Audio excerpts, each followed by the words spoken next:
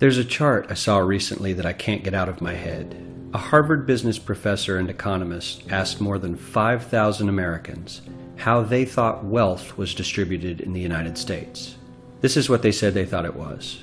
Dividing the country into 5 rough groups of the top, bottom, and middle 3 20% groups, they asked people how they thought the wealth in this country was divided. Then he asked them what they thought was the ideal distribution. And 92%, that's at least 9 out of 10 of them, said it should be more like this. In other words, more equitable than they think it is. Now that fact is telling, admittedly, the notion that most Americans know that the system is already skewed unfairly. But what's most interesting to me is the reality compared to our perception. So, here's that ideal we asked everyone about.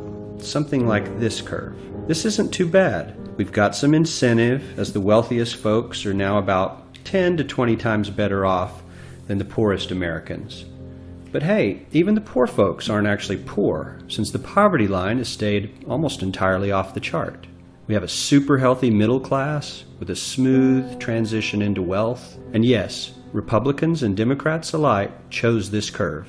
9 out of 10 people, 92%, said this was a nice, ideal distribution of America's wealth. But let's move on. This is what people think America's wealth distribution actually looks like. Not as equitable, clearly, but for me, even this still looks pretty great. Yes, the poorest 20 to 30% are starting to suffer quite a lot compared to the ideal, and the middle class is certainly struggling more than they were, while the rich and wealthy are making roughly 100 times that of the poorest Americans, and about 10 times that of the still healthy middle class. Sadly, this isn't even close to the reality. Here is the actual distribution of wealth in America. The poorest Americans don't even register. They're down to pocket change, and the middle class is barely distinguishable from the poor. In fact, even the rich between the top 10 and 20 percentile are worse off. Only the top 10% are better off. And how much better off? So much better off that the top 2 to 5% are actually off the chart at this scale. And the top 1%, this guy, well, his stack of money stretches 10 times higher than we can show. Here's his stack of cash, restacked, all by itself. This is the top 1% we've been hearing so much about. So much green in his pockets that I have to give him a whole new column of his own because he won't fit on my chart. 1% of America has 40% of all the nation's wealth. The bottom 80%, 8 out of every 10 people, or 80 out of these 100, only has 7% between them. And this has only gotten worse in the last 20 to 30 years.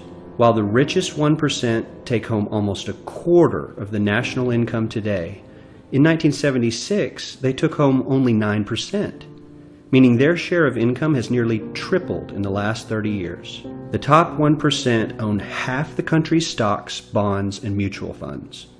The bottom 50% of Americans own only 0.5% of these investments, which means they aren't investing. They're just scraping by. I'm sure many of these wealthy people have worked very hard for their money. But do you really believe that the CEO is working 380 times harder than his average employee? Not his lowest paid employee, not the janitor, but the average earner in his company. The average worker needs to work more than a month to earn what the CEO makes in 1 hour.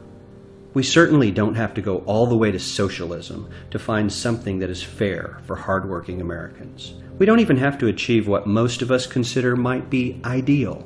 All we need to do is wake up and realize that the reality in this country is not at all what we think it is.